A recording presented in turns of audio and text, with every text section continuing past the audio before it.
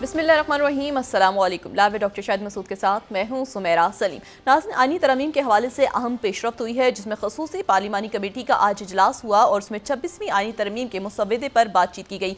ज़राए के मुताबिक हुकूमती इत्तेहादी जमातों और JUI में आईनी अदालत के क़याम की तरमीम ड्रॉप करने और आईनी बेंच की तश्कील पर इत्तेफाक हो गया है, जबकि हुकूमत और JUI ने मुश्तरका मुसव्वदे पर PTI से मुशावरत का फैसला कर लिया है और पार्लियामेंट की खसूसी कमेटी का इजलास कल दोबारा होगा। इसके अलावा दीगर मौज़ूआत पर आज हम गुफ्तगू करेंगे। स्टूडियो में हमारे साथ मौजूद है डॉक्टर शाहिद मसूद। अस्सलाम वालेकुम डॉक्टर साहब। वालेकुम जी, आपको डॉक्टर साहब, हुकूमत और JUI का आईनी अदालत के क़याम की तरमीम ड्रॉप करने और आईनी बेंच की तश्कील पर इत्तेफाक हो गया। क्या आईनी अदालत की बजाय आईनी बेंच जो है वो बेहतर है? इंतहाई बेकार किस्म की बहस में बदकिस्मती से हम पड़ गए हैं जी। और उसमें अब आईनी बेंच बनेगा तो आईनी बेंच को कौन मतलब कैसे तय होगा आईनी बेंच, और वो उसमें शायद चीफ जस्टिस साहब के ऊपर भी कोई हो रहा है कि अगले जो भी चीफ जस्टिस हों उनको एक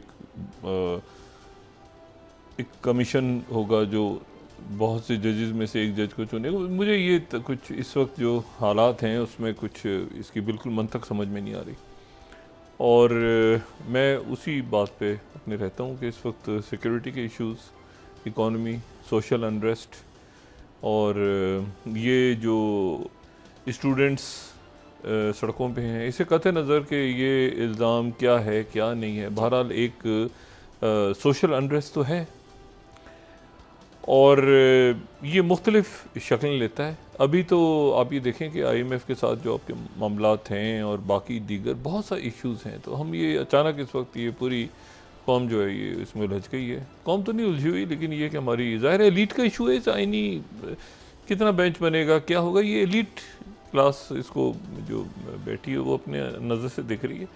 इन इश्यूज़ का अवाम से तो कोई ताल्लुक़ नहीं है।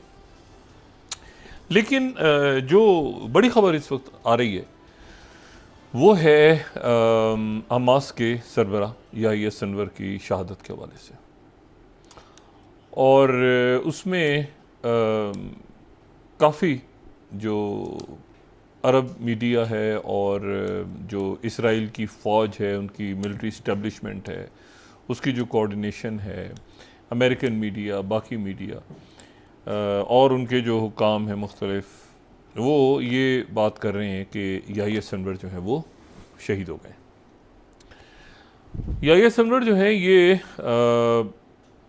अगस्त में जब इस्माइल हानिया की शहादत हुई थी तो उसके बाद ये पोलिट ब्यूरो के सरबराह बने थे। 62 साल इनकी उम्र, और ख़ान यूनस के जो कैंप है, महाजिर कैंप, उसमें इनकी विलादत हुई।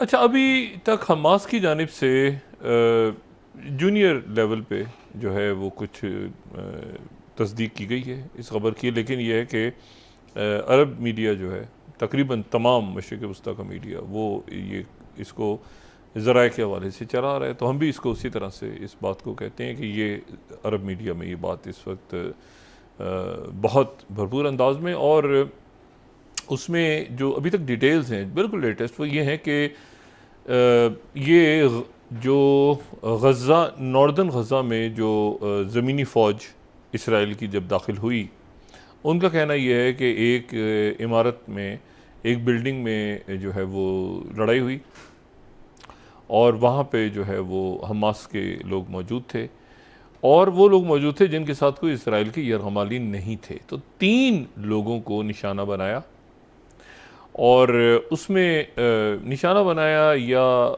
ज़ाहिर है कि कोई बॉम्बिंग हुई है या जो भी हुआ है, बहरहाल वो तीनों जो हैं वो मय्यतें पहचानी नहीं जा सकीं। अच्छा, उनको फिर लाया गया है तल अवीव ग़ालिबन या किसी और जगह, और वहाँ पर फिर ये जो बात की जा रही है, ये जब याहिया सिनवर तकरीबन 26 साल वो इसराइल के जेलों में रहे हैं, तो याहिया सिनवर का एक मेडिकल रिकॉर्ड वहाँ एग्जिस्ट करता है। तो DNA नहीं बल्कि उनके DNA भी एग्जामिन हो रहा है, लेकिन उससे पहले उनका जो एक मखसूस किस्म का उनका जो दांतों का उनका एक स्ट्रक्चर है, उससे वो कह रहे हैं कि ये हमने शनाख्त कर ली है, ये बिल्कुल यूनिक वो कह रहे हैं कि ये आइडेंटिफिकेशन है और ये जो है ये मैयत याहिया अनवर की है। इसको ऑफिशियली अभी उन्होंने अनाउंस नहीं किया, लेकिन हाईली लाइकली करके वो भी कह रहे हैं और अरब मीडिया भी यही बात कर रहा है। अच्छा, याहिया अनवर जो है वो हम काफ़ी तफसीलन जिक्र कर चुके हैं कि ये 1982 में गालिबन ये पहली दफ़ा गिरफ़्तार हो गए थे। फिर उसके बाद ये 85 में फिर गिरफ़्तार हुए। फिर उसके बाद ये कि मतलब कई दफ़ा ये गिरफ़्तार हुए और फिर 2011 में इनको रिहा किया गया था, वो जो 1100 कैदी जब रिहा हुए थे। और उसके बाद 2017 तक ये इस्माइल हानिया जब तक गज़ा में हमास के सरबराह थे और खालिद मिशाल मुकम्मल पोलिट ब्यूरो के सरबराह थे, तो जब खालिद मिशाल ने मुकम्मल पोलिट ब्यूरो की सरबराही से वो अलग हुए तो इस्माइल हानिया उनकी जगह आ गए। और इस्माइल हानिया जो है वो हमास गज़ा के सरबराह थे, तो ये हमास गज़ा के सरबराह बने। बाद में इस्माइल हानिया की शहादत के बाद ये पोलिट ब्यूरो के सरबराह बन गए। तो अब उनके हवाले से इतलात आ रही हैं। और इसके बाद फिर क्या एक मंजरनामा तुलू होता है वो अब देखना है। लेकिन ये है कि कई मुल्क ऐसे हैं जो याहिया अनवर के हवाले से वो इंतज़ार कर रहे थे। यानी उसमें सिर्फ कई खत्ते के मुल्क हैं, मैं नाम लेना चाह रहा हूँ, वो इंतज़ार कर रहे थे कि याहिया अनवर के हवाले से कोई बॉम्बिंग या ये उनकी शहादत हो जाए या वो ख़त्म हो, तो फिर जो है वो सीज़ फायर और बाकी मुआहदों पे आगे बढ़ा जाए। क्योंकि याहिया अनवर जो हैं वो उनका बहुत सख्त स्टांस था मुख्तलिफ़ हवालों से। और याहिया अनवर के बाद जो है वो ज़ाहिर है कि फिर इसराइल भी और बाकी लेबनान के साथ जो मामला चल रहे हैं और बाकी, तो वो अलग अलग करके वो मुख्तलिफ़ फार्मूलों के ऊपर दुनिया है। और लेकिन याहिया अनवर की एलिमिनेशन पहले ज़रूरी थी कई मुल्कों के नज़दीक। तो वो अब इसराइल क्लेम कर रहा है कि याहिया अनवर जो है वो शहीद हो गए। उनकी मैयत की शनाख्त भी बकौल उनके मेडिकल के जो लोग हैं उन्होंने उनकी डिफेंस इस्टेब्लिशमेंट को बताया। डिफेंस इस्टेब्लिशमेंट ने आगे वो सारे मुल्कों को कन्वे किया है। तो अभी वो ज़राए के हवाले से खबर चल रही है। अच्छा, अब इसमें जो है एक तो ये इसके बाद अब क्या आगे मामला आगे कैसे बढ़ते हैं ये देखना है। दूसरा ये है कि अमेरिका ने B-52 bombers, stealth bombers, B-52 stealth bombers जो हैं उनके ज़रिए जो हुतीज़ हैं यमन में वो कई जगहों को निशाना बनाया। कम से कम 5 जगह ऐसी हैं जहाँ पे B-52 ने स्ट्राइक किया। और मैं उनका स्टेटमेंट देख रहा था, उनके सेक्रेटरी डिफेंस लॉयड ऑस्टिन का, तो उन्होंने कहा है कि B-52 बॉम्बर जो हैं वो 5, ये अगर हम इनकी देख सकें फर्स्ट स्लाइड, तो ये जो स्टेटमेंट है उसमें ये है कि B-52 बॉम्बर्स ने प्रिसीजन स्ट्राइक्स किए हैं 5 harden underground weapon storage locations इन हुती कंट्रोल एरियाज यमन। अच्छा, और ये जो फिर इसी में इसी पैराग्राफ में अगर हम देखें तो वो कहते हैं कि ये जो है ये वो है जो कि सिविलियन और मिलिट्री वेसल्स को टारगेट कर रहे थे। और यूनिक डिमॉन्स्ट्रेशन है यूएस एबिलिटी की कि फैसिलिटीज़ जो बिल्कुल आउट ऑफ रीच या deeply buried underground harden fortified रखी जाएं, तो उनको भी B-52 spirit long range stealth bomber जो हैं वो स्ट्राइक करके तबाह कर सकते हैं। अच्छा, काफ़ी अरसे के बाद अमेरिका ने B-52 बॉम्बर्स को यूज़ किया है। और B-52 बॉम्बर जो हैं वो मतलब हम तो खैर काफ़ी उसका जिक्र करते रहे हैं, इराक वॉर में, अभी फिर लिबिया, फिर अफ़गानिस्तान में B-52 बॉम्बर्स, और उससे पहले ये कोसोवो में B-52 बॉम्बर्स तो बहुत यूज़ हुए हैं। लेकिन ये है कि ये अभी हालिया तारीख़ में काफ़ी अरसे के बाद B-52 जो है उन्होंने कोई स्ट्राइक की है इस जगह पे। और B-52 के आने का मतलब ये है कि उससे एक सीरियसनेस ज़ाहिर होती है कि ये जो हुतीज़ की तरफ से थ्रेट की सिवेरिटी क्या है, मतलब कितनी सीवियर थ्रेट है कि B-52 से स्ट्राइक्स हुई हैं वहाँ पे। और ये mid air fuelling B-52 bombers हैं, तो ये तो बहुत, यानी आप समझे ना कि इनकी तो बहुत एबिलिटी है, ये best of the state of art. और ये 10,000 नॉटिकल माइल्स परवास कर सकते हैं ये, अगर इनकी फ्यूलिंग हो जाए मिड ईयर। और अगर ये है कि 2 पायलट्स के साथ ये 50,000 फुट तक ये विदाउट रिफ्यूलिंग। अच्छा, और ये मतलब 6,000 नॉटिकल माइल्स तक ये परवास कर सकते हैं 50,000 फुट की बुलंदी पे, और अगर फ्यूलिंग हो जाए तो भी 10,000 तक। और यहाँ पर जब अफगानिस्तान में ये ऑपरेशन एंड्यूरिंग फ्रीडम शुरू हुआ था 2001 में, तो 44 आवर्स नॉन स्टॉप फ्लाई किया था B-52 बॉम्बर्स ने, जो कारपेट बॉम्बिंग और ये सारा जो स्टार्ट हुआ। तो अब B-52 बॉम्बर, लेकिन B-52 बॉम्बर्स जो हैं उनके इस्तेमाल से अमेरिका ने एक मैसेज ईरान को भी दिया है। और ईरान को मैसेज ये दिया है कि ईरान के ये B-52 बॉम्बर्स जो हैं ये वो वाहिद एयरक्राफ्ट्स हैं जो कि उन बंकर बस्टर्स को, उन बंकर बस्टर बॉम्ब्स को कैरी कर सकते हैं। अच्छा, 40,000 ये कैरी कर सकते हैं पाउंड इनका पेलोड है। तो ये GBU-57 बॉम्ब्स जो हैं, जिनका उस दिन मैंने जिक्र किया था, सेकेंड स्लाइड हम दिखा सकें, ये वो बॉम्ब्स हैं जो कि बिल्कुल डीप कंक्रीट को तोड़ते हुए, और मुख्तलिफ इनकी ज़ाहिर है कि मुख्तलिफ इनकी कैटेगरीज हैं। कुछ कंक्रीट को बहुत ज़्यादा कंक्रीट की डेप्थ में जाता है, लेकिन मैं ये बात कर रहा हूँ ये जो लास्ट है ना, मैसिव ऑर्डिनेंस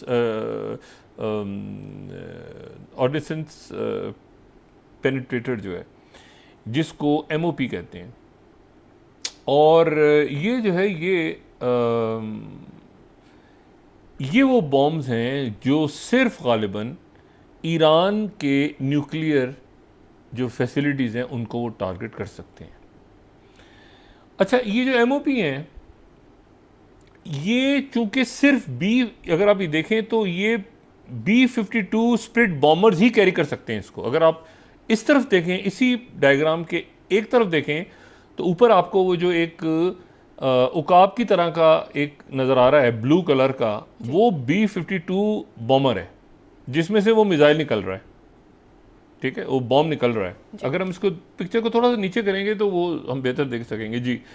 तो ये जो ब्लू, इसमें जो ब्लू है जो एक तरह से परिंदा सा लग रहा है, ये एक्चुअली ये है B-52 बॉम्बर। ठीक है ना, ये जहाज़ है, और उस जहाज़ में से फिर वो जो बॉम्ब्स हैं वो निकलते हैं, और उनमें से एक जो कि MOP है वो पेनिट्रेट कर सकता है बंकर बस्टर, वाहिद बंकर बस्टर है जो कि ईरान के जो अंडरग्राउंड न्यूक्लियर फैसिलिटीज़ को वो पेनिट्रेट कर सकता है। तो मैसेज जो है वो एक तो दिया है हुतीज़ को, लेकिन हुतीज़ को मैसेज देने के लिए क्या B-52 बॉम्बर ही यूज़ करना ज़रूरी था? मतलब F-35 से भी स्ट्राइक हो सकती थी, F-16 से भी हो सकती थी। तो B-52 का जो इस्तेमाल हुआ है गालिबन वो एक मैसेज टू ईरान भी है कि हम यहाँ पर स्ट्राइक कर सकते हैं बंकर बस्टर्स। अच्छा, लेकिन जाहिर है कि ये फिर उस वक्त होगा जब ईरान हमला करेगा, और हमला करने के नतीजे में, मतलब ईरान अमेरिका की इस वक्त तो ये जो भी कुछ होना है वो तो इसराइल ने करना है, तो अमेरिका करेगा। मतलब ये पोस्ट रिटेलिएशन अगर करता है ईरान, तो ये यानी इसराइल पहले हमला करेगा, फिर ईरान जवाब देगा। जवाब देने के बाद अगर उनके मिसाइल्स गिर गए नीचे और वो जो तार सिस्टम है वो भी रोक नहीं पाया, तो फिर उसके बाद किसी की डेथ हो गई अमेरिका, तो जवाब में फिर अमेरिका, मतलब ये एक लंबी कहानी है आगे फ्यूचर की, जिसको एक हम हाइपोथेसिस बना सकते हैं, लेकिन एक मैसेज बार उन्होंने ईरान को दिया है। अच्छा, हुतीज़ ने कहा है कि हम इसका भरपूर जवाब देंगे। अच्छा, हुती जवाब कैसे देंगे? ज़ाहिर है कि वो यहाँ पे शिप्स को क्या अटैक करते हैं, इसके बाद क्या अटैक बढ़ जाते हैं, क्या अटैक कम हो जाते हैं। अच्छा, इन्होंने ये कहा है कि जो अटैक किया है B-52 बॉम्बर्स ने, तो अंडरग्राउंड जो उनके पास असला था, उनके जो वेपन्स, जो भी एक्सप्लोजिव्स थे अंडरग्राउंड जो छुपा के रखे हुए थे उन्होंने, वो सारे जो हैं वो उसके नतीजे में 5वें जगह पे वो तबाह हो गए हैं। तो अब ये देखना है कि हुतीज़ के पास कितनी कैपेबिलिटी रह गई है। क्या अमेरिका ने मुकम्मल ख़त्म कर दी है इन स्ट्राइक्स के नतीजे में, B-52 बॉम्बर्स की स्ट्राइक के नतीजे में, या अभी भी हुतीज़ के पास जो है वो मिसाइल्स हैं कि वो बहुत ज़्यादा बड़ी तादाद में इस्तेमाल करें और शिप्स को टारगेट करें या इसराइल को टारगेट करें, या जो उनके पास क्या। तो अभी ये हुतीज़ ने ये शो करना है, और अगर वो 1 या 2 दिन में शो नहीं करते तो इसका मतलब है कि बहुत बड़ा डैमेज हुआ है, जो कि अमेरिकन कह रहे हैं कि हमने ये बता दिया है कि हमारे जो मद्दे मुकाबिल हैं वो चाहे कितने छुपा के रखें, कितना ही ज़ेर ज़मीन रखें, जो भी रखें, हम उनको हिट कर सकते हैं। तो ये अभी हुतीज़ के रिस्पांस के ऊपर डिपेंड करता है कि हुतीज़ क्या इसका जवाब देते हैं, और अगर जवाब वो देते हैं तो फिर जाहिर है कि फिर एक कन्फ्रंटेशन बहुत बढ़ेगी। लेकिन वो जवाब नहीं देते तो फिर उसका मतलब होगा कि वो हुतीज़ की पार और उनका असला जो है वो ख़त्म हो गया। तो ये अब देखना है कि क्या। और फिर याह्या सिनवर के हवाले से खबर कोई कंफर्म आती है, हमास की तरफ से ऐलान होता है या बाकी, तो फिर क्या मंजरनामा तलू होता है, ये भी देखना है। हुतीज़ के बारे में पहले मैं बता चुका हूँ कि हुतीज़ जो हैं, हुती एक कबीला है जी। और हुतीज़ जो हैं ये अंसारुल्लाह के नाम से एक जमात है, जो पहले जो है वो ग़ालिबन अल हक़ के नाम से इनके जो हसन अब्दुल्ला और फिर बदरुद्दीन हुती और बाकी जो उस बनु हमदान कबीला है यमन में, जो यमन में भी है और ये नजरान में भी है। सऊदी अरेबिया का जो नजरान का इलाका है वहाँ पर भी ये कबीला आबाद है। हुतीज़ कबीला है, हुसीज़ कहें या हुतीज़ कहें जो भी। तो ये नजरान में भी है और ये आबाद है यमन के में भी, और ये जो है ये बनु हमदान का एक कबीला है। उस कबीले के एक शख्सियत ने अली अब्दुल्ला सालेह के ख़िलाफ़ 90 की दहाई में जो है वो बगावत की थी। पहले वो पार्लियामेंट के रुकन भी थे, फिर उन्होंने बगावत की, फिर उसके बाद ये कि बाकायदा जंग हुई बहुत ज़्यादा, और फिर उसके बाद सैकड़ों साथियों के साथ वो उसमें जाँबाक हो गए जब यमन की फ़ौज ने एक्शन लिया। उसके बाद फिर ये जो है ये अंसारुल्लाह के नाम से उनके भाई जो हैं कुछ भाई भी जाँबाक हो गए, कुछ फैमिली के, तो वो फिर ये नाम ही इनका जो है वो कबीले के नाम पे चला गया सारा, ठीक है ना। तो हुतीज़ एक कबीला है। अच्छा, उसमें ज़्यादा अक्सरियत जो है वो अहले तशी असना अशरी की नहीं है, यानी असना अशरी जो हैं, यानी जो ईरान में या बाकी जगहों पे ज़्यादा जो अहले तशी हैं वो नहीं है, बल्कि इसमें जो है वो इनको ये 5वें इमाम पे एक जो है वो इख्तलाफ पैदा होता है, और ये 5वें इमाम के जो असना अशरी में जो सिलसिला चलता है उसमें वहाँ 5वें इमाम पे कहते हैं ये कि नहीं, वो नहीं, बल्कि उनके भाई इमाम थे। तो वहाँ से फिर इसलिए फिर इनको जैदिया के नाम से, क्योंकि जो जैद थे इमाम जैद, उनको इन्होंने माना, इन्होंने जो असनाशरी के हवाले से इमाम बाकर, वहाँ उनको तो तस्लीम नहीं किया। तो वहाँ से फिर इख्तलाफ पैदा हुआ और ये जैदिया जो है ये मसलक जो है ये वहाँ पे बन गया। तो मतलब हुतीज़ अलग हैं, नाम उनका, उनकी जो पार्टी है उनका नाम है अंसारुल्लाह, और जैदिया जो है वो एक मसलक है जो असनाशरी नहीं है, ठीक है। लेकिन बहरहाल इस पूरी पिक्चर में वो फ़लस्तीन के भी साथ हैं और ईरान के भी करीब हैं, फ़लस्तीनियों के भी साथ हैं। तो ये जो है अब ये उन पे स्ट्राइक और ये अमेरिका ने की है बराह रास्त, और जो उनके स्टेट ऑफ आर्ट, यानी मैंने आपसे ना B-52 स्टेल्थ बॉम्बर्स का मतलब ये है कि बिल्कुल जैसे इराक़ पे, अफ़गानिस्तान, बिल्कुल। तो एक तो ये है कि उसकी कितना डैमेज हुआ है, फिर ये कि उसकी सीरियसनेस थ्रेट की, और टेक मैसेज टू ईरान, ये बातें। और साथ ही ये कि याह्या सिनवर की के हवाले जो खबरें आ रही हैं, जो कि कल तक, ये शाम तक या रात तक क्लियर हो जाएंगे।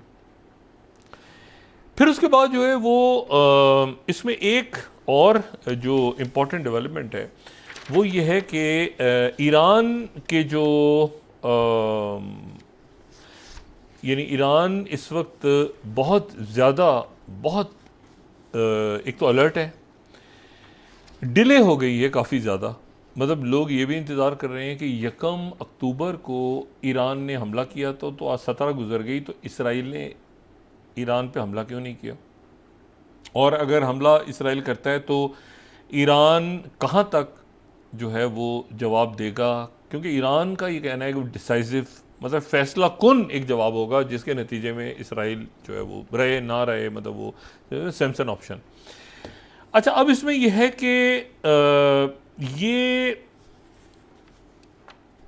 कितना मतलब एक है ना डिले हो गई है इसमें, और ये डिले जो हुई है उसमें अब 2-3 चीज़ें उसमें हुई हैं। एक तो ये है कि जो ईरान के वज़ीर ख़ारजा हैं वो उन्होंने काहिरा में जनरल अब्दुल फताह सिसी जो इजिप्शियन प्रेसिडेंट हैं उनसे उन्होंने मुलाकात की है, और वो मुलाकात जो है वो इम्पॉर्टेंट है। इसलिए इम्पॉर्टेंट है क्योंकि जो एक तो काहिरा का किरदार आने वाले दिनों में, यानी मिस्र का रोल पहले इम्पॉर्टेंट रहा है बहुत ज़्यादा। मतलब पैलेस्टाइन को तो आप डिस्कस नहीं कर सकते ना, जब तक कि आप डिस्कस नहीं करेंगे इजिप्ट को, जॉर्डन को, सऊदी अरेबिया को, इन सारे मुल्कों को, तो पुराने मुल्क, ये सारे जो आसपास के मुल्क हैं। और ये जो है ये बात भी बड़ी इम्पॉर्टेंट है कि क्या ईरान जो है वो मतलब कितना अरब ममालिक ये इस पूरे तनाज़े में ईरान के साथ जाते हैं, या वो न्यूट्रल रहते हैं, या अपनी एयर स्पेस यूज़ करने देते हैं, या क्या होता है क्या नहीं होता। तो ये भी आने वाले दिनों में देखने वाली बात है सारी। अच्छा, इसी दौरान जो है एक इम्पॉर्टेंट जो डेवलपमेंट सामने आ रही है और बड़ी उसकी टाइमिंग बड़ी इम्पॉर्टेंट है, और वो ये है कि उन्होंने जो है वो वहाँ पर अब्बास कामिल जो हैं वो उनकी तब्दीली आई है इजिप्ट में। अब्बास कामिल जो हैं ये इजिप्शियन इंटेलिजेंस के सरबराह थे, और ये वो शख्सियत जो कि काफ़ी ज़्यादा इन्वॉल्व रहे पिछले कई महीनों के दौरान। तकरीबन 1 साल से तो हम इनको जानते हैं, सारी दुनिया जानती है, क्योंकि ये जो तमाम हो रही थी, तमाम मुज़ाकरात हो रहे थे, उन मुज़ाकरात में उनका एक इम्पॉर्टेंट रोल था। तो अब्बास कामिल को उन्होंने अपना मुशीर बनाया, और उनके जो डिप्टी हैं उनको उन्होंने नामज़द कर दिया है इंटेलिजेंस चीफ़, नया इंटेलिजेंस चीफ़। अच्छा, अब ये जो नए इंटेलिजेंस चीफ़ हैं उनके, ये नए इंटेलिजेंस चीफ़ जो हैं ये वो हैं जो डिप्टी उनके इससे पहले अब्बास कामिल के जूनियर थे। अच्छा, ये जो मेजर जनरल राशिद हैं ये वो हैं जो इजिप्ट और ईरान के दरमियान ताल्लुकात की बहाली में जिनका बड़ा इंपॉर्टेंट रोल रहा है। तो ये बात बड़ी इंपॉर्टेंट है कि जो नए इंटेलिजेंस चीफ़ हैं इजिप्ट के, ये वो शख्सियतें हैं जो ईरान और इजिप्ट के दरमियान ताल्लुकात की बहाली में जिनका बड़ा रोल रहा है, और ये प्रॉपर इंटेलिजेंस के आदमी हैं। यानी जो अब्बास कामिल हैं उनको प्रेसिडेंट सिसी ने अपना मुशीर एडवाइज़र बना लिया है, और साथ मतलब स्पेशल एनवॉय का दर्जा दे दिया। वो ट्रस्ट बहुत ज़बरदस्त अब्बास कामिल जो हैं उनके बड़े करीब हैं, लेकिन यह है कि वो उनको स्पेशल एनवॉय का दर्जा दे दिया है। लेकिन ये जो अब्बास कामिल जब 2018-19 में आए थे, इंटेलिजेंस चीफ बने थे, तो वो उनका पहले कोई इंटेलिजेंस में नहीं था। इजिप्शियन इंटेलिजेंस इस वक्त बहुत अहम है, और उसकी मैं वजह बताता हूँ आपको। उसकी वजह सिर्फ एक तो गज़ा है, लेकिन उसके साथ साथ लीबिया भी है, सूडान भी है, रीजन पूरा जो है वो एक टर्मोइल जो चल रहा है। तो उसमें ये बहुत इंपॉर्टेंट है कि इजिप्ट की जो इंटेलिजेंस है उसको कौन हेड कर रहा है। तो ये पुराने इंटेलिजेंस ऑफिसर हैं, तो ये उनके नायब के तौर पे थे, अब ये सरबराह बने, और वो जो मामलात को देखते रहे वो अब जो हैं वो उनको जो है वो मुशीर उनके एडवाइज़र के तौर पे वो काम करेंगे जनरल सीसी के। ये इत्तेफाक से ये इत्तेफाक ही कहा जाएगा इसको। ये उस वक्त सब कुछ हुआ जबकि ईरान के वज़ीर ख़ारजा वहाँ पे मौजूद थे। जॉर्डन से वो गए हैं ईरान के वज़ीर ख़ारिजा जॉर्डन से गए कायरा से वो आ रहे हैं टर्की। इस दौरान दरमियान में ये खबर आ रही है कि याहिया सिनवर दुनिया में हैं नहीं, अभी मिक्स शहादत के हवाले से खबरें आ रही हैं, लेकिन यह है कि कई जगहों पर कई ऐसे आउटलेट्स हैं, अरब आउटलेट, जहाँ पर वो एक तरह से यानी खामोशी और गम का इजहार और वो सारे मामला सारे शुरू हो गए।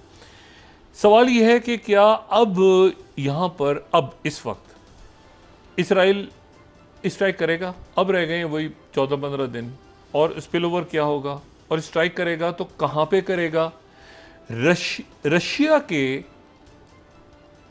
रशिया ने ये मैसेज कन्वे किया है इसराइल को दोबारा कि ईरान की न्यूक्लियर को हिट मत करना,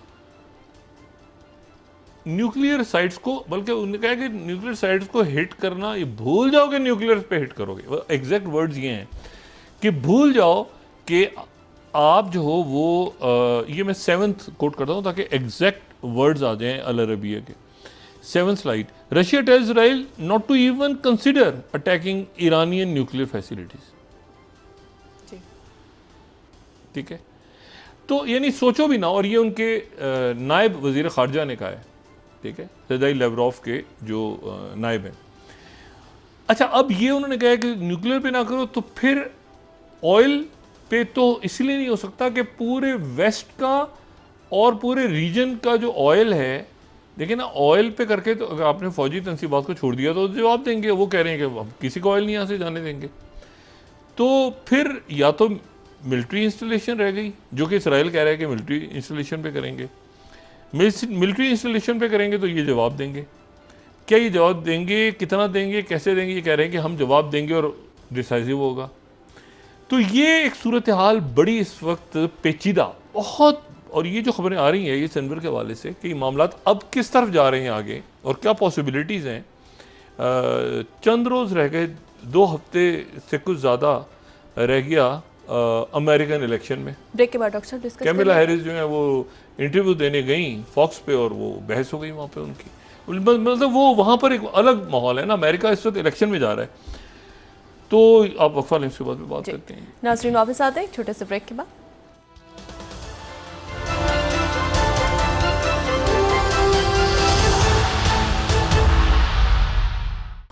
वेलकम बैक नाज़रीन। डॉक्टर साहब, पीटीआई के मुजव्वज़ा आईनी तरमीम के खिलाफ कल मुल्क भर में फिर एहतजाज का ऐलान किया गया है। अभी ये जो अगले 2-4-5 दिन से ज़्यादा मेरा ख्याल है कि ये मामला किसी जगह पे जाके ठहरे तो ये सुकून आए कि तरमीम कैसी आ रही है, क्या मुसव्विदे हैं, कौन किधर खड़ा है, कब पेश होगा, कब पास होगा, क्या होगा, उससे फ़ायदा क्या होगा। देखिए, ये जो बात है ना कि ये अरेंजमेंट या जैसे भी है, मतलब वो जो ख्वाजा आसिफ साहब ने भी एक दिन बात की थी कि हमें ख़दशा है कि वो दोबारा जो है वो कहीं मुख्तलिफ सीट्स के हवाले से जो है वो ट्रिब्यूनल ना बन जाएं या कुछ ये ना हो। तो ये तो बड़ा एक बहुत ही वो शाख नाजुक पे बना हुआ ये अरेंजमेंट है जो इस तरह से ज़ाहिर है, और वो एक सूरत हाल बनी भी ऐसी हुई है, उसमें इत्तेहादी है पीपल्स पार्टी के, पीपल्स पार्टी सामने है, बिलावल साहब सामने आ गए थे, आईनी अदालत। अब ये कि शायद बेंच बनेगा, बेंच कैसे बनेगा, वो क्या होगा, वो चीफ जस्टिस साहब कौन होंगे अगले, मंसूर शाह साहब को होना चाहिए, लेकिन क्या कोई दूसरे होंगे, क्या, वो अभी तक जो है एक टर्मोइल है।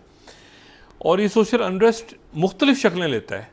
मतलब मैंने आपसे कहा ना कि ये स्टूडेंट्स जो निकले हुए हैं, चाहे वजह कोई भी हो, इस तरह के वो मुजाहिर जो गुस्सा है वो फिर कहीं पर भी निकलता है, चाहे वो इधर ना हो, कोई और वाक़या हो, तो किसी वाक़े में फिर एक सोशल अनरेस्ट को तो एक ठहराव की ज़रूरत है कि बहुत सुकून से मामलात को ज़रा तय किया जाए, जल्दी जल्दी आपड़ धापड़ बेचैनी लोगों में और ये सारा। अच्छा, अब इसमें बहरहाल तो मैं इसलिए अब देखते हैं कि कहाँ जाके मामला रुकता है यानी तरमीम का। मुझे तो इसका कोई तुक समझ नहीं आ रही कि बहुत से लोग बैठेंगे, वो फैसला करेंगे कि चीफ जस्टिस कौन होगा, फिर वो मतलब नहीं है, वो अदालतों को मेरा ख्याल है कि, बल्कि ये जो सुमोटो के इख्तियारात हैं ना जी, देखिए कुछ तो बिल्कुल गलत लिए गए ना सुमोटो के इख्तियारात, और वो बिल्कुल हुए, उनके ऊपर एतराज़ बनता भी है बहुत ज़्यादा इफ्तिखार चौधरी साहब के दौर में। लेकिन कुछ ऐसे भी मामलात हैं जिनके ऊपर सुमोटो लेना शायद मेरा ख्याल है कि बड़ा ज़रूरी, जैसे ये ये लाहौर की बच्ची का वाक़या एक चल रहा है। अब इसमें सुमोटो हो जाए तो सुबह पेश कर दिया जाए, सारी डिटेल्स आ जाएं और अदालत को सुन के और एक फैसला कर दे, ख़त्म। मतलब बहुत से मामला ऐसे हैं जहाँ पे सुमोटो बनता है कि सुमोटो बन के आप एक बहुत, जब क्यास खड़ा हो तो आप एक मामले को, या तो ये तो खैर नहीं, और बहुत सारे वाक़यात हैं। अब जैसे चीनी है, चीनी की कीमतों के ऊपर नहीं, लेकिन चीनी की माफिया के नाम तो बुलवाए जा सकते हैं ना। शुगर माफिया की रिपोर्ट, कमीशन की रिपोर्ट पेश करें, अदालत के सामने पेश की जाए, क्या इंक्वायरी रिपोर्ट थी, IBPs के मुआहदे पेश किए जाए। तो ये तो सुमोटो बनते हैं ना, ये तो पब्लिक के इंटरेस्ट के इश्यूज के ऊपर तो सुमोटो बनते हैं कि IBPs के मुआहदे भाई अदालत के सामने लाए जाएं, शराइत के साथ पेश किए जाएं, कौन से लोग हैं, पब्लिक करें। लेकिन बहरहाल अब वो भी अगर इख्तियार नहीं होगा तो वैसे तो भी अदालतें जो हैं वो अगर सुमोटो लेती हैं तो फिर वो मतलब है कि ये होता है कि जी वो बहुत ज़्यादा जुडिशल एक्टिविज़म है। लेकिन अगर नहीं लेती तो फिर इस तरह के मामला भी तो चारों तरफ से आ रहे हैं ना कि मुल्क का हाल देखें अब क्या हुआ हुआ है। तो बहरहाल एनीवे मैं अब इसको इस पर देखते हैं कि अगले 2-4-5 दिनों में मामला क्या होते हैं। अच्छा, उधर जो है तो ये एक तो वेस्ट एशिया और ये मिडल ईस्ट और यहाँ पे हर तरफ एक टेंशन जो है ये बढ़ रही है, और उसमें याहिया सिनवर के हवाले से जो है वो अगर मतलब अब मैंने कहा ना वही देखना है कि ये हमास के ऊपर क्या इसका असर पड़ता है, लेबनान में हिजबुल्लाह के ऊपर क्या असर पड़ता है, और हुतीस के ऊपर जो अटैक हुआ है जो वो उसके ऊपर क्या असर पड़ता है, और क्या ईरान पे इसराइल अटैक करता है, और अगर करता है तो ईरान जवाब कैसे देता है। ये अब बात जो है ये इंपॉर्टेंट हो गई है। अच्छा, इसमें जो है अच्छा एक तो ये थिएटर खुला हुआ है, दूसरा जो थिएटर है जो सफारती थिएटर है जी। अच्छा वो अपनी जगह ताइवान और उसकी वहाँ पर जो कशीदगी है वो मौजूद है। नॉर्थ कोरिया, साउथ कोरिया, वो दरमियान में वो सारे ब्रिजेस उड़ा दिए, उधर एक अपनी जगह, यूक्रेन अपनी जगह, एक मामला जो है वो ऐसी जगह पहुँच चुका है जहाँ पर तो मेरा तो सीज़ फायर फौरी तौर पे होनी चाहिए, कोई ना कोई मुआहदा करके उसको ख़त्म करें, लेकिन वो भी चल रहा है मसला। तीसरा ये कि 2 हफ्ते से कुछ ज़्यादा टाइम रह गया है सिर्फ कि अमेरिका का प्रेसिडेंट किसने बनना है। हमारे यहाँ ये मैन मेड क्राइसिस नहीं ख़त्म हो रहा, हंगर गेम्स। अच्छा, और इसके साथ ही जो सफारती महाज है, जो मैंने कहा ना सफारती लेवल पे जंग है जिसके अभी खदो खाल वाजे नहीं हो रहे, और वो खदो खाल ये है कि जो भारत और फाइव आइज के दरमियान मसला है। अच्छा, कल उसमें ये हुआ कि जो कनाडा के वज़ीर आज़म है जस्टिन ट्रूडो, उन्होंने ये फॉरेन इंटरफेरेंस कमीशन जो बना हुआ है उसके सामने उन्होंने टेस्टिफाई किया, और उन्होंने टेस्टिफाई किया तो ये 19 स्लाइड में वॉइस ऑफ अमेरिका कोट कर रहा हूँ, वॉइस ऑफ अमेरिका ने जो खबर लगाई है कि जस्टिन ट्रूडो ने उन्होंने कहा कि ये जो है ये हॉरिफिक मिस्टेक है जो भारत की तरफ से हमारे इंतखाबात के अंदर और ये सारे जो इंटरफेरेंस हो रही है ये, और गार्डियन ने भी तकरीबन यही 18 स्लाइड हम देखें तो गार्डियन बरतानिया में भी ये खबर लगा रहा है कि इंडिया ने हॉरिफिक मिस्टेक की वायलेटिंग कैनेडियन सॉवरेनिटी। इंडिया जो है उसने आज फिर जवाब दिया, उन्होंने कहा कि जी जो टेस्टिमनी है इस टेस्टिमनी में तो ये रिलाई कर रहे हैं पुरानी या इनके पास तो प्रूफ नहीं है, ये जो टेस्टिमनी है उसमें तो कोई ऐसा सबूत नहीं है जिसके नतीजे में ये साबित हो कि इंडिया इसमें मुलविस है और इंडिया ने सब कुछ किया है। तो ये तो इन्होंने अच्छा उन्होंने टेस्टिमनी में कहा कि मैंने इसको पब्लिक इसलिए नहीं किया कि मैं चाहता था ताल्लुकात ख़राब ना हो, तो मैंने जो है वो इंडिया में G20 समिट में इंडियन प्राइम मिनिस्टर मोदी से बात की, लेकिन ये कि जब मैं वापस आ रहा था तो वहाँ के मीडिया ने शदीद तनकीद शुरू कर दी कनाडा पे करना, और बाकी मामलात को सोचे समझे बगैर तो फिर पब्लिक करना पड़ा कि वायलेंस बहुत बढ़ गया था कनाडा में, वायलेंस बहुत हो रहा था, तो मैंने इसको पब्लिक किया और ये सारी बात हुई। इंडिया ने कहा ये तो कोई बात ना हो, ये तो लेकिन इशू इससे ज़्यादा है।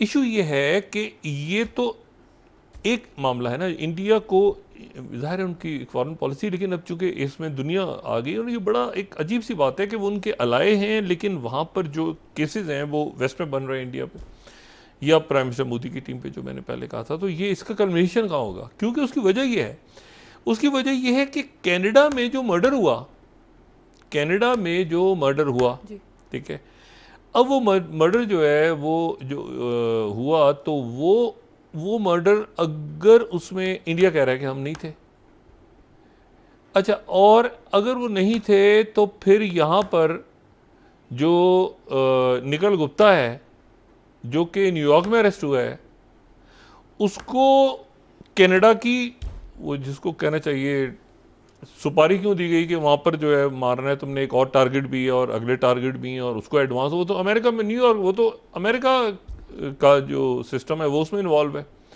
और उनके कहने पे जो है वो वहाँ पे जो अजीत देवल का नाम आया और बाकी सारी खबरें, तो वो तो अमेरिकन हैं।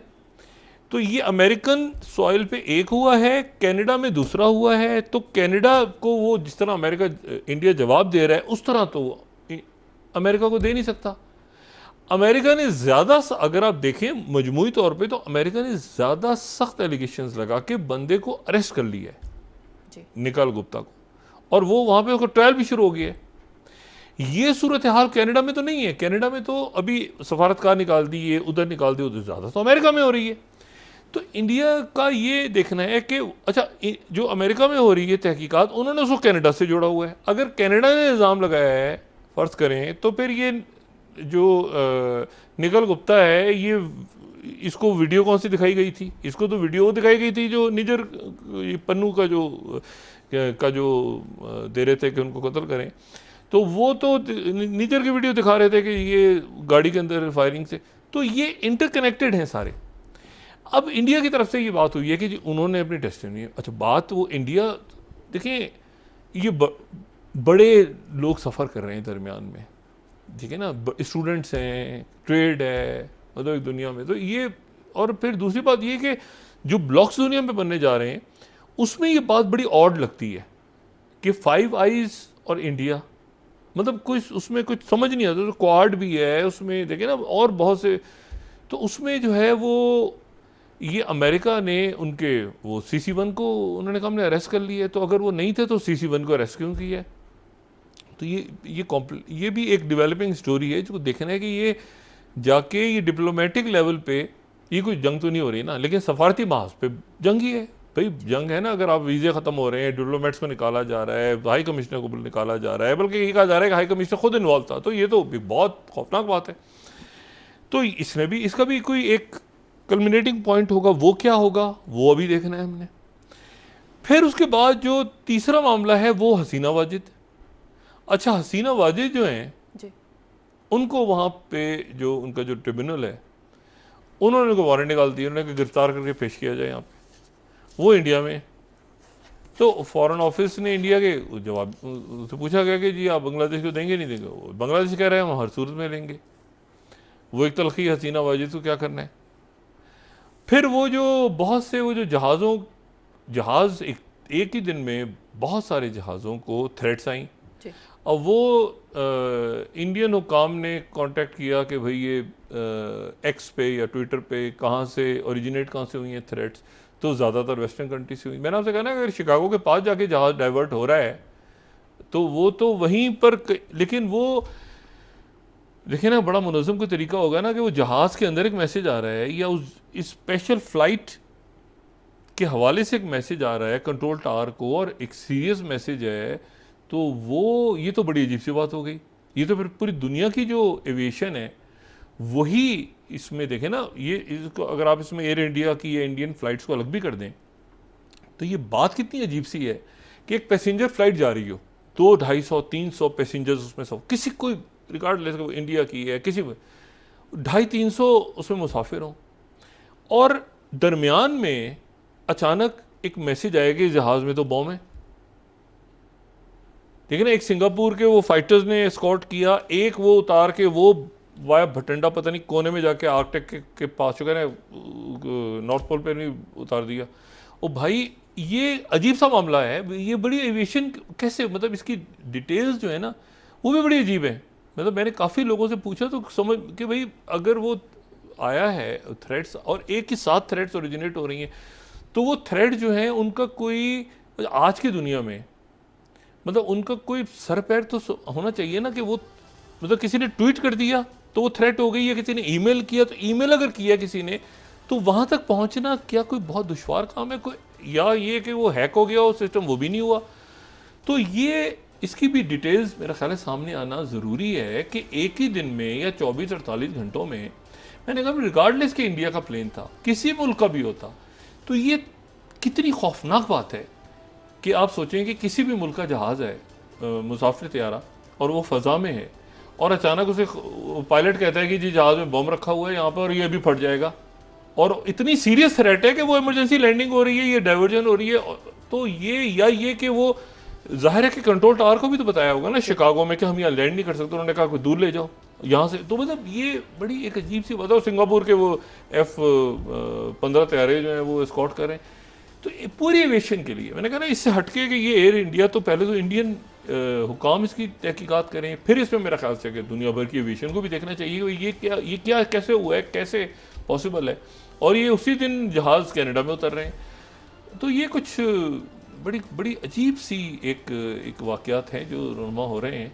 लेकिन ये है कि हमारे यहाँ जो कुछ हो रहा है वो भी तो अजीब सा ही है ना कुछ। तो बस इस अजीब सूरत हाल को डिस्कस करते हुए मैं हाथ प्रोग्राम का टाइम खत्म हो गया जी। बहुत शुक्रिया डॉक्टर साहब। नाज़रीन के साथ ही आज का प्रोग्राम अपने इख्तिताम को पहुंचा। मुझे सुमेरा सलीम को इजाज़त दीजिए। अल्लाह निगहबान। अपने दोस्तों